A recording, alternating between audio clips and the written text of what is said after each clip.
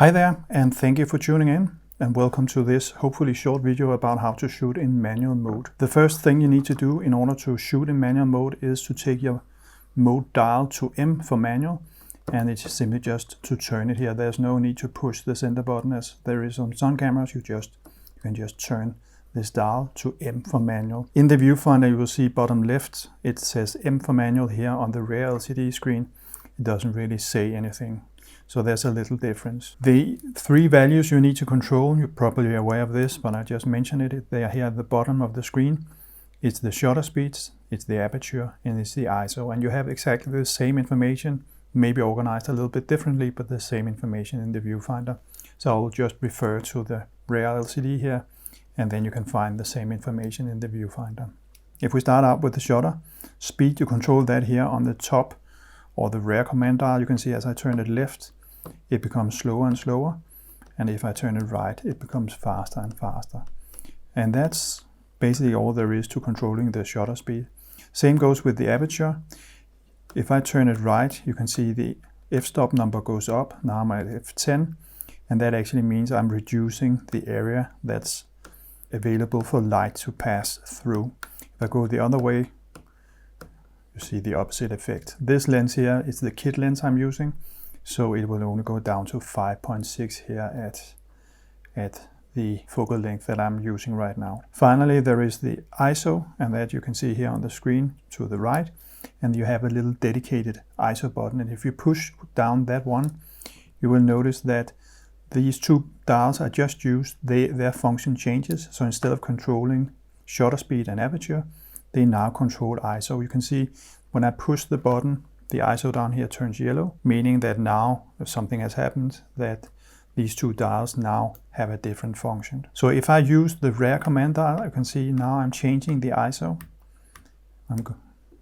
Left, I'm reducing it, and right, I'm increasing it. So that's pretty easy.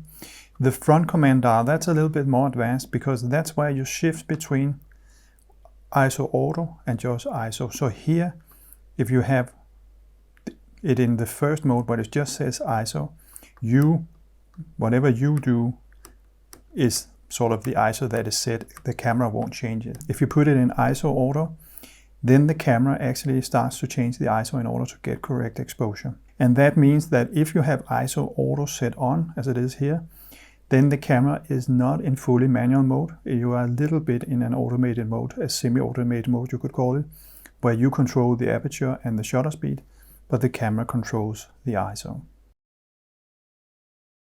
If you want to, you can control the auto ISO, the range in which the camera works. If you go into the photo shooting menu, you can see here number 2 from the top, that's the photo shooting menu. And in the bottom of the first page, you have one called ISO sensitivity settings. If you select that one, in here you can see a lot of things, but the interesting part here is the maximum sensitivity option here, where you can go in and select the maximum sensitivity for ISO that the camera will use. Of course, you're here limiting the camera's flexibility or availability of options, but you reduce the noise and the grain that you will see in some of the pictures when you have very high ISO values.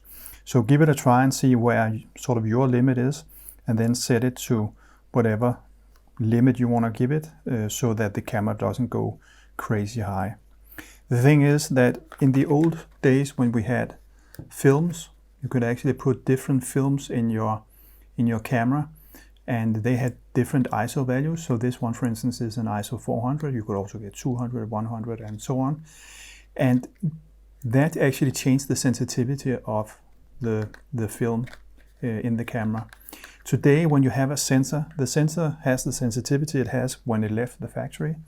And therefore, what happens when you apply ISO sensitivity, it's actually a factor that's applied to whatever readings the sensor has of the light. It's applied in what I would call intra-camera post-processing, so that it basically applies a factor to the readings, meaning that both the signal and the noise will be multiplied with some sort of a factor where the ISO sensitivity tells the camera how big that factor is. So the more ISO sensitivity you set, the more a larger factor is applied. And that means that as it will both do that to noise and to the signal, you will get more noise in your pictures if you crank up the ISO, of course. And that's why you want to be a little bit careful with the ISO sensitivity settings. That's why I think the maximum sensitivity here is a really good option for minimizing or limiting the camera's use of high ISO values. So in terms of operation, that's really all there is to it in order to control these three values.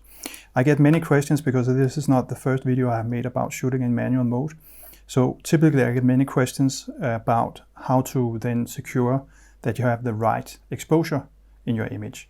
And let me start out by saying the correct or the right exposure is a relative thing, because sometimes you want to underexpose your images to preserve your highlights. Sometimes you want to do exactly the opposite to get a high key picture, and so on and so forth.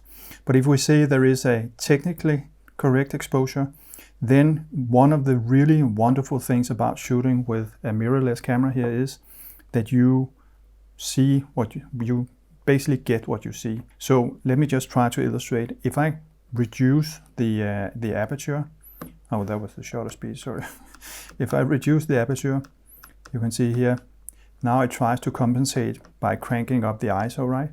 But at some point in time, I have limited the ISO, and as I increase the aperture, now I'm going to f36, which is crazy high aperture, but just for illustration, you can see now the screen is very dark. If I then reduce the f-stop number, you can see it goes bright again.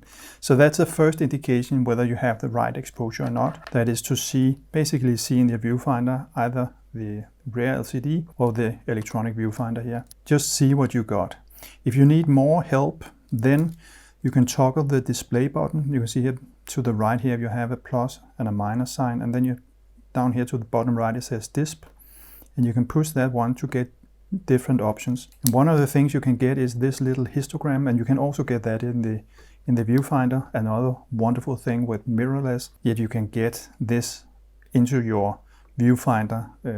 That's not possible with a DSLR. I have never seen that done actually. But here you can see right now it's a bit lefty, as you would say, meaning that it touches the left-hand side of the histogram, indicating that it's a bit underexposed. Let me just try and see if I change the aperture. You can see now it gets more balanced.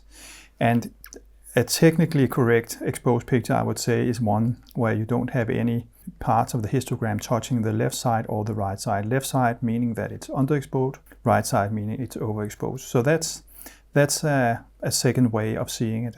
A third, and maybe the most important observation, is your camera actually continues to meter. And what is metering? Metering is basically just measuring light. So you can see here, if I just take a good old-fashioned meter like this one, is completely manual. The good thing is that such one is actually built into your camera. So if I take, you can say, a very primitive bicycle lamp and just move it closer and further away from this little white dome where it reads the light, you can see the arrow here, or the red indicator, as I move the light source closer and further away from the dome, it reacts and says there's more light. And that's basically metering, reading the available light in this case.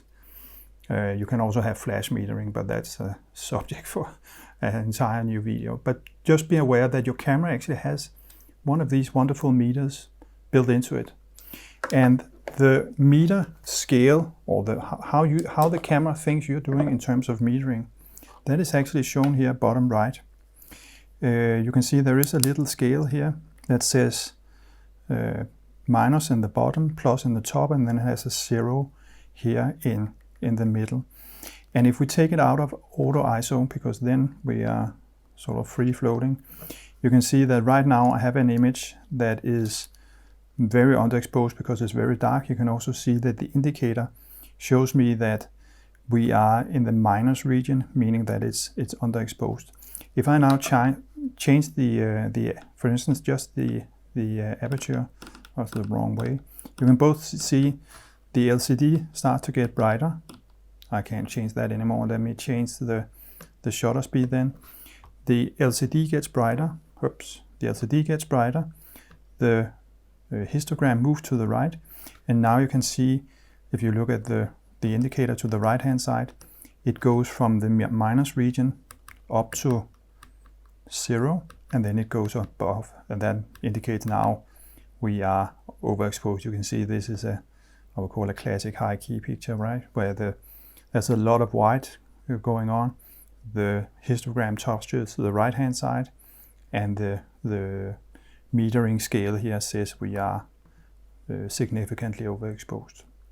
So you can use all three, or just one of the three, or whatever is to your liking, of course, to change or to see how you're doing in terms of technically correct exposure, and then you can use that as a baseline for figuring out exactly what kind of exposure do you want. But there's lots of options for actually seeing or coming home with technically correct exposed pictures, even though you're shooting in manual mode. Speaking of metering, the camera gives you various options for metering, and that's how it sort of interprets the light that is in the frame. If you go to the information button, just push the little eye here on the bottom right of your camera, and then it says here metering, and if you push OK again, you get into the metering options. Matrix metering, center weighted metering, spot metering, and highlight weighted metering. If we take them one by one, matrix metering is probably the most advanced mode that most photographers shoot in that mode most of the time. It basically looks at the entire scenes and trying to figure out what the right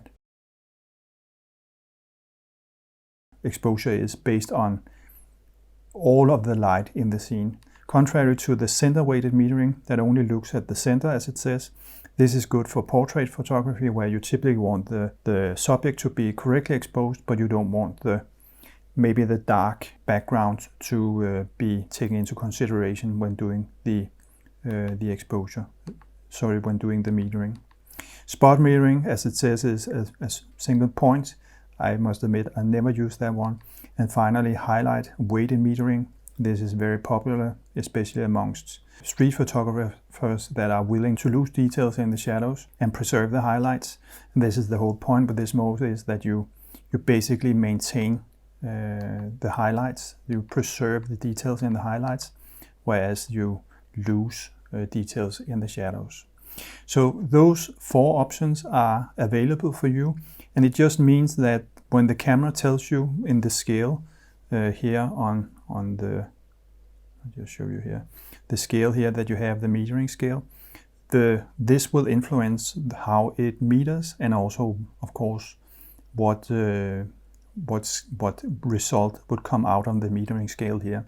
So just be aware that you have 4 different options for metering, but I think, to be quite honest, either you will be using the matrix, maybe if you're shooting portrait you will use the center weighted, and then if you are a Sean Tucker-ish street photographer, maybe you want to use the preserve the highlights in the 4th option. Finally, I want to mention that if you're shooting with an older Nikon lens, using the FTC adapter that I have mounted here with the 28-105 lens here, then there is a thing you should be aware of, and that is that you need to lock the aperture ring at the highest f-stop number. Also be aware that the FTC adapter does not have an autofocus motor, the mechanical focus, so you need to have AFS lenses in order to get autofocus to work together with the FTC adapter. The AF lenses assumes that there is a motor built into the camera body, and that's not the case for the mirrorless cameras. So you are left now with manual focus in this case. You can still control the aperture, the lens and the camera still talk to each other in terms of EXIF information, but the focus there, you're left with manual focus, unfortunately. Just the way it is, but be aware that you need to put the lens in the highest f-stop number and lock it there in order for it to work, so that you can control the aperture from the camera. Okay, that's it from me. Thank you for watching. As always, happy shooting. If you have any questions, you know where the comment field is, and I'm happy to see if I can answer your questions. Otherwise, as always, happy shooting, take care, bye bye.